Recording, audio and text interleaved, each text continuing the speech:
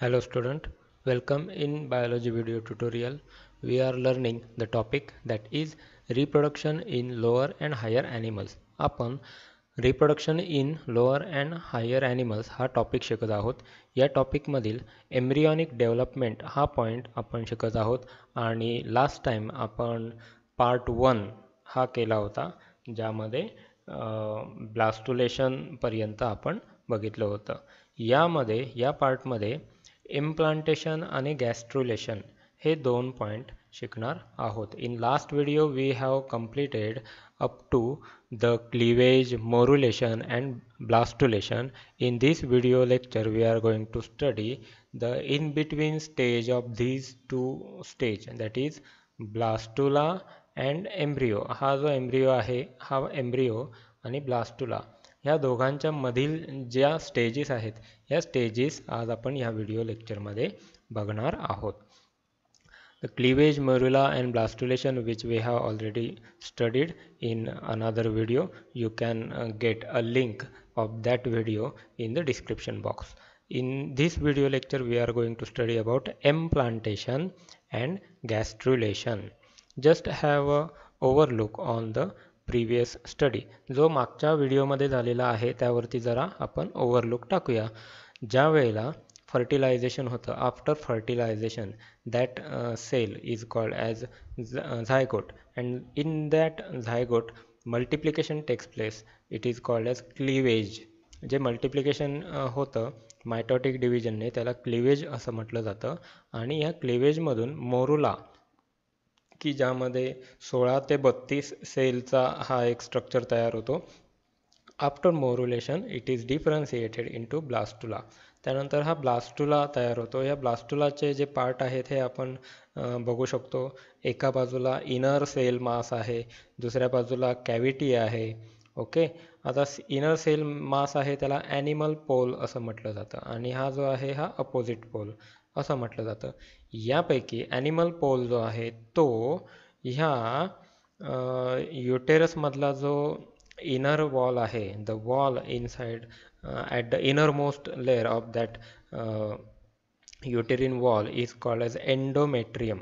In that endometrium this blastula is get implanted. हा जो blastula आहे हा एंडोमेट्रियम मध्ये इम्प्लांट होतो किंवा त्यामध्ये एका विशिष्ट ठिकाणी तो काय होतो त्या वॉलवरती फिक्स होतो. To fix that blastula at the wall of endometrium is called as implantation. After fertilization or formation of blastocyte get implanted or embedded into the endometrium of uterus. हा युटेरसच्या एंडोमेट्रियम मध्ये हा एम्बेडेड होतो. This process usually begins on the 7th day after fertilization and by end of 10th day the embryo is completely buried inside the endometrium. ही जी process आहे हे 7व्या fertilisation पासून 7व्या ते 10व्या दिवसापर्यंत होते आणि 10व्या दिवसाच्या शेवटी हा जो स्ट्रक्चर आहे हा पूर्णपणे एंडोमेट्रियममध्ये एम्बेडेड झालेला असतो. ही प्रोसेस चालू होत असतानाच 9 ते 10व्या दिवसापासूनच नेक्स्ट जी प्रोसेस आहे गॅस्ट्रुलेशनची ही सायमल्टेनियसली ती सुद्धा चालू झालेली असते. परंतु त्याचबरोबर हे जे इम्प्लांटेशन आहे हे महत्त्वाचं आहे. ह्याची प्रोसेस ही सुरुवातीलाच म्हणजे 7व्या दिवशी चालू झालेली असते. The embryo usually implant the region of the fundus of uterus. Uterus मधल्या फंडस या region मध्ये नेहमी हा embryo स्वतःला implant करून घेतो. In the process, the embryo attach itself by the embryonic pole close to the endometrium. या हा जो ब्लास्टुला आहे या ब्लास्टुलाचा ज्या ठिकाणी इनर सेल मास आहे त्याला एम्ब्रियॉनिक पोल असं म्हटलं जातं आणि हा एम्ब्रियॉनिक पोल ह्या एंडोमेट्रियमवरती काय होतो इम्प्लांट होतो. The trophoblast cell of the animal pole have power to stick the uterine wall. आणि ह्याचा जो बाहेरचा लेअर आहे त्याला ट्रोपोप्लास्ट सेल असं म्हटलं जातं आणि हे जे ट्रोपोप्लास्ट सेल आहे ज्या ठिकाणी इनर सेल मास आहे हे ट्रोपोप्लास्ट सेल त्यांना या एंडोमेट्रियमवरती स्टिक होण्याची पॉवर असते. Rapid division of trophoblast cell lying against the embryonal knob takes place. आणि हा जेव्हा तिथे स्टिक होतो तेव्हा तिथले जे ट्रोपोप्लास्ट सेल्स आहेत यांच्यामध्ये रॅपिड सेल डिव्हिजन होतं. It result in the formation of 2 distinct layer. आणि त्यामुळे इथे 2 प्रकारचे लेयर्स तयार होतात. हे ज्या आतमधल्या बाजूला रॅपिड सेल डिव्हिजन झालेलं आहे इथे 2 लेअर तयार झालेले दिसतात. एक आहे डार्क ब्ल्यू कलर आणि ज्यामध्ये सेल डिव्हिजन झाल्यानंतर सेल वॉल फॉर्मेशन झालेलं दिसून येतं. आणि दुसरा आहे फेंट ब्ल्यू कलर ज्यामध्ये फक्त न्यूक्लिअर डेव्हलपमेंट झालेली दिसते परंतु सेल वॉल फॉर्मेशन झालेलं दिसत नाही. हे जे 2 लेयर आहेत त्यांना म्हणायचं सिनसिटिओट्रोपोप्लास्ट आणि सायटोट्रोपोप्लास्ट. ओके, यामध्ये हे जे 2 लेयर्स तयार होतात they are called as syncytiotrophoblast and cytotrophoblast. हा शब्द मोठा असल्यामुळे जे अल्फाबेट्स आहेत ते इथे आलेले आहेत. सिनसिटिओट्रोपोब्लास्ट and सायटोट्रोपोप्लास्ट. The outer layer, that is syncytiotropoblast, is syncytum, that is layer of protoplasm with many nuclei. हा जो outer layer आहे बाहेरच्या बाजूचा हा जो लेयर आहे यामध्ये जास्त न्यूक्लियाय असतात आणि इथे सेल वॉल फॉर्मेशन नसतं म्हणून याला सिनसिटिओट्रोपोप्लास्ट म्हटलं जातं. The lytic enzyme secreted by the trophoblast rupture the endometrial cell, thereby making a burrow into which the embryo begins to get implanted. यामध्ये लायटिक एन्झाईम सिक्रीट केले जातात. ह्या एन्झाईम्समुळे हा जो एंडोमेट्रियमचा वॉल जो आहे हा ग्रे कलरचा ह्या वॉलमध्ये त्यांचे जे सेल्स आहेत हे लायसिस होऊन जातात किंवा ते डायजेस्ट होतात आणि हा ओव्हरऑल जो एम्ब्रियो आहे तो एम्ब्रियो आतल्या बाजूला बरो केला जातो किंवा एम्प्लांट केला जातो. By the end of 10th day, the whole embryo is deeply embedded into the endometrium. 10व्या दिवशी हा संपूर्ण जो एम्ब्रियो आहे हा एंडोमेट्रियममध्ये पूर्णपणे एम्बेडेड झालेला असतो. The inner layer of cell is called as cytotrophoblast cell. आणि हा जो आतमधला जो लेयर आहे याला सायटोट्रोपोप्लास्ट सेल असं म्हटलं जातं. नेक्स्ट प्रोसेस याच्याच बरोबर पुढची जी प्रोसेस आहे ती सुद्धा चालू झालेली असते. त्याला म्हटलेलं आहे गॅस्ट्रुलेशन. गॅस्ट्रुलेशन म्हणजे आपण या डायग्राममध्ये जनरल आयडिया समजू शकता की जो ब्लास्टोसाइट आहेत या ब्लास्टोसाइटमध्ये काही लेयर्स तयार होतात आणि ह्या लेयर्समध्ये मूवमेंट्स तयार होतात. या लेयर्सच्या वेगवेगळ्या मूवमेंट्स असतात. ही लेयरमध्ये फोल्डिंग्स दिसून येते. फॉर एक्झाम्पल काही इथे एक्टोडम दिसतात, एंडोडम दिसतात, ब्लास्टोकोल दिसतो, आर्किओटेरॉन दिसतात आणि मेसेनकायमा ह्या सगळ्या लेयर्स दिसतात. तर हे काय आहेत, हे कसे तयार होतात हे थोडक्यात आपण इथून पुढे बघूया. आपल्याला जनरल आयडिया ही माहिती आहे की एम्प्लांट झालेला जो एम्ब्रियो आहे तो या स्टेजमध्ये आहे की ज्यामध्ये सेल मास आहे, इनर सेल मास आहे आणि ब्लास्टोकोल आहे. तर याच्या पुढच्या स्टेजेस आपण बघूया. It is the process of formation of gastrula. ही जी प्रोसेस आहे ज्यामध्ये गॅस्ट्रुला फॉर्मेशन केलं जातं फ्रॉम द ब्लास्टोसाइटपासून गॅस्ट्रुला तयार होतो. आणि हा जो गॅस्ट्रुला आहे ह्याची जी प्रोसेस आहे ही 2 स्टेजेसमध्ये डिवाइड झालेली आहे. पहिली प्रोसेस म्हणजे डिफरन्सिएशन ऑफ ब्लास्टोमर्स. ब्लास्टोमर्सचं डिफरन्सिएशन म्हणजे वेगवेगळे सेल्स तयार होणे. आणि दुसरी आहे मॉर्फोजेनिक मूवमेंट. आणि जे तयार झालेले लेयर्स आहेत या लेयर्सचे वेगवेगळे मूवमेंट्स ज्या होतात या मूवमेंट्सची प्रोसेस त्याला मॉर्फोजेनिक मूवमेंट असं म्हटलं जातं.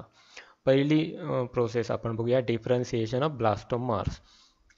This process results in the formation of 3 germinal layers, that is ectoderm, mesoderm and endoderm from the cell of the embryoblast. जे एम्ब्रियोब्लास्ट सेल असतात ब्लास्टोकोलमधले या ब्लास्टोसाइटमधले ह्या ब्लास्टोसाइटपासून हे 3 लेयर तयार होण्याची जी क्रिया आहे ही या डिफरन्सिएशन ऑफ ब्लास्टोमर्समध्ये दिसून येते. Morphogenic movement. पुढचा जो प्रकार आहे तो आहे morphogenic movement. Gastrulation begins in the embryoblast cell on about 8th day after fertilisation.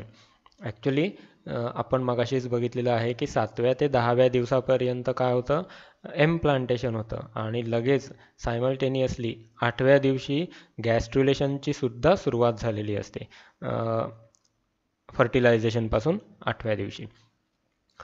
The cell on the free end of inner cell mass called as hypoblast, जो आतमधल्या सेल मासवरती जे फ्री सेल्स आहेत याला हायपोब्लास्ट सेल असं म्हणायचं.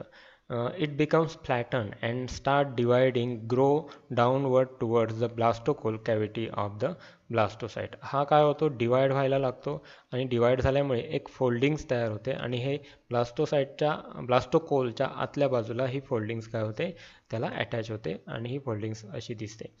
This layer is called as endoderm is first to differentiate, आणि ही जी layer आहे याला एंडोडर्म असं म्हटलं जातं.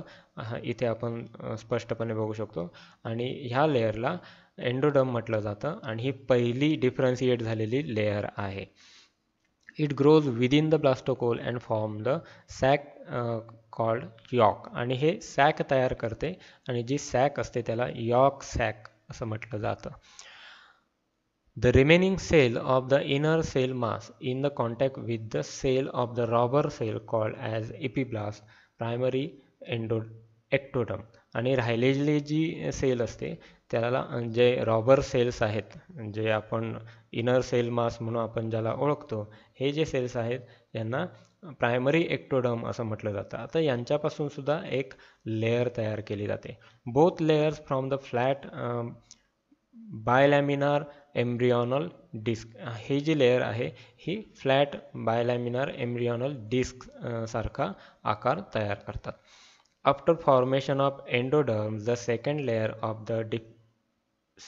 Layer to be differentiated is ectoderm, आणि याच्यानंतर ही जी सेकंड लेयर तयार होते त्याला एक्टोडर्म असं म्हटलं जातं. आणि हे जे आहेत यांच्यापासूनच ही जी बाहेरचा ब्लास्टोकोल साईट आहे, ही ब्लास्टोकोल साईट ही तयार होते, याला एक्टोडर्म असं म्हणायचं.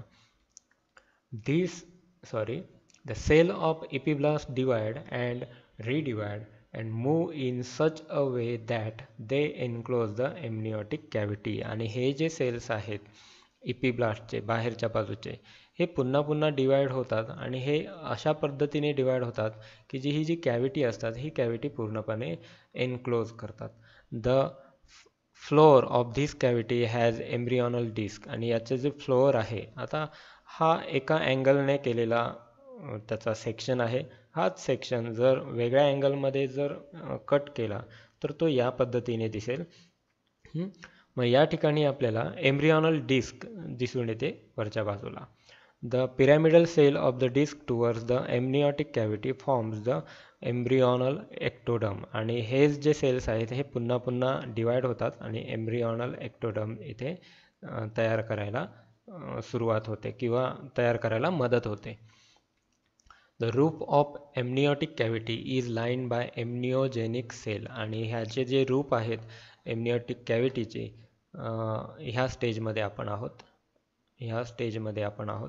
ही जी सुरुवात आहे ह्याची पूर्ण झालेली ही जी स्टेज आहे ही, ह्याचा जो रूप आहे म्हणजे बाहेरचा जो एक्टोडर्म आहे, हा एक्टोडर्म काय करतो, layer of this divide and redivide to form amnion. हे सेल आहेत, हे सेल पुन्हा पुन्हा डिवाइड होतात आणि आतमध्ये एक कॅव्हिटी तयार करतात, त्याला एम्नियॉन असं म्हटलं जातं. Amnion is extra embryonic membrane that surrounds and protect the embryo. Amnion म्हणजे काय, हे एक्स्ट्रा एम्ब्रियॉनिक एक लेयर तयार होतं आणि हे लेयर फक्त त्या एम्ब्रियोला प्रोटेक्ट करायचं काम करतं. एम्नियॉन हा बाहेरच्या बाजूला काय करेल, एम्निओटिक फ्लुइड सिक्रीट करेल. As a result of these change the bilaminar embryonic disc is positioned in between the amniotic cavity and yolk. आणि याच पद्धतीने एक हे जे तयार झालेले लेयर्स आहेत, ह्या लेयर्समध्ये एक मधल्या बाजूला एक डिस्क लाईक स्ट्रक्चर तयार होईल आणि ह्या डिस्क काय करेल, यॉक आणि एम्निओटिक कॅव्हिटी ह्या दोघांचं सेपरेशन करेल. ठीक आहे, इथे वरती एम्निओटिक कॅव्हिटी आहे आणि खालचा जो भाग आहे हा यॉक सेलचा आहे, यॉर्क सॅकचा आहे.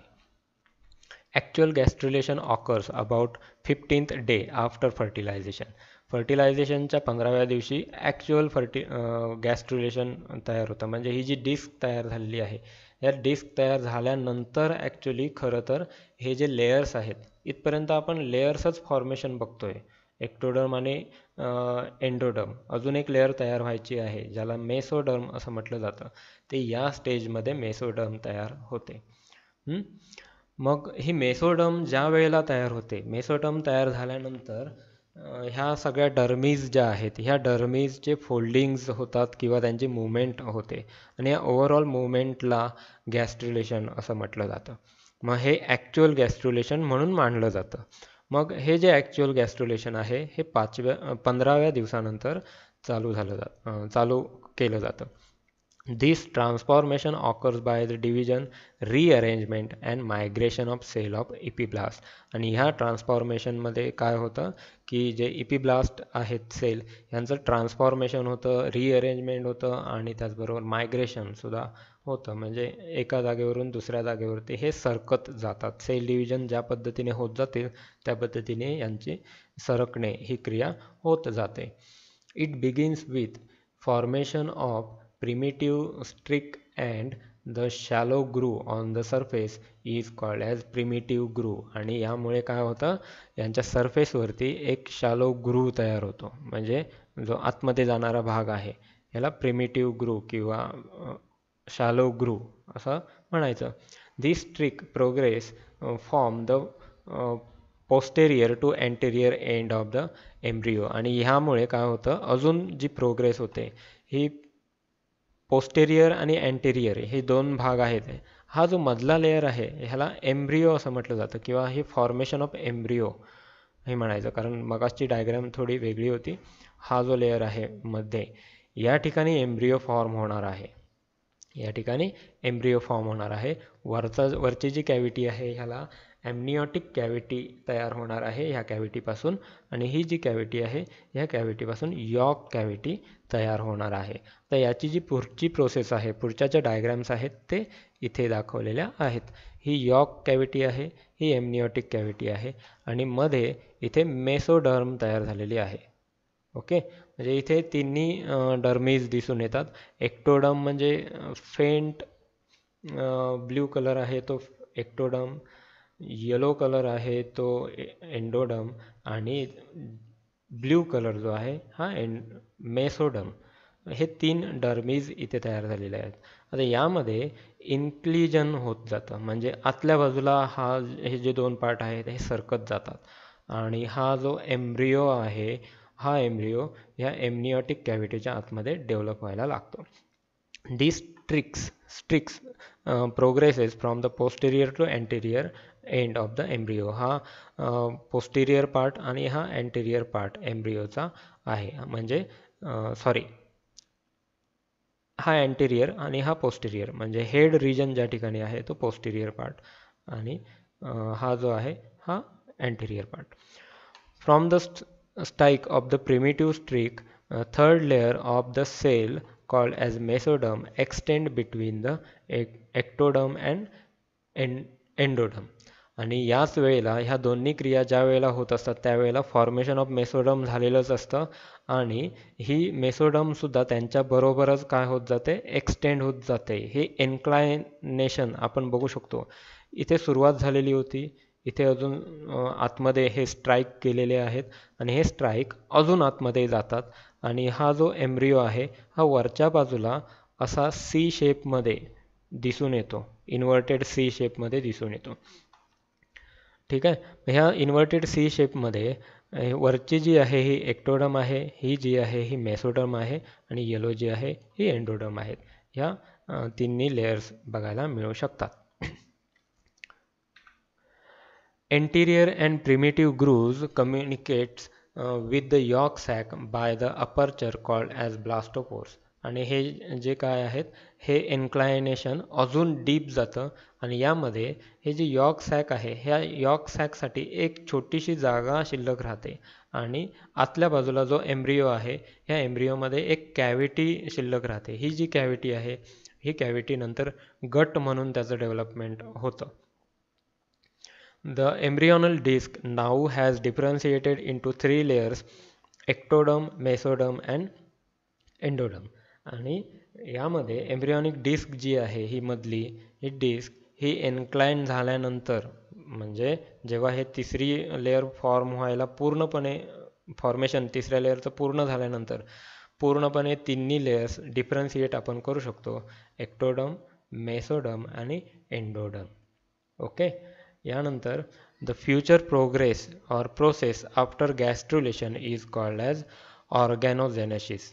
ह्यालाच गॅस्ट्रुलेशन असं म्हटलं जातं. आणि ह्या गॅस्ट्रुलेशनमध्ये हा जो इथला भाग आहे हा हेड रिजन आहे, म्हणजे पुढचा भाग आहे, आणि हा जो भाग आहे हा टेल रिजन आहे.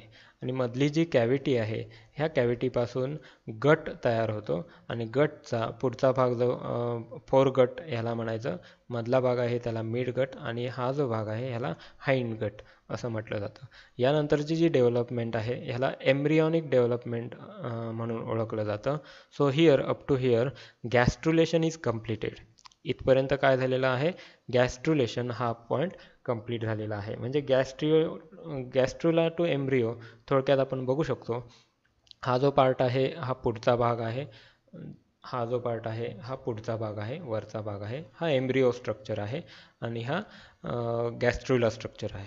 या गॅस्ट्रुलेशनमध्ये हा हाइंड गट आहे, बघा इथे हाइंड गट आहे, हाइंड पार्ट आहे, मागची टेल रिजन हा जो आहे तो, आणि इथे हे इतर ऑर्गन, म्हणजे organization. Formation of organ is called as organization. So in next video lecture you will learn about the development of embryo or organization in detail. So up to here we have completed the gastrulation and implantation and gastrulation. These 2 points we have completed. Here the embryonic development, this point is also completed. Thank you. The notes of this video lecture you will get in the description box.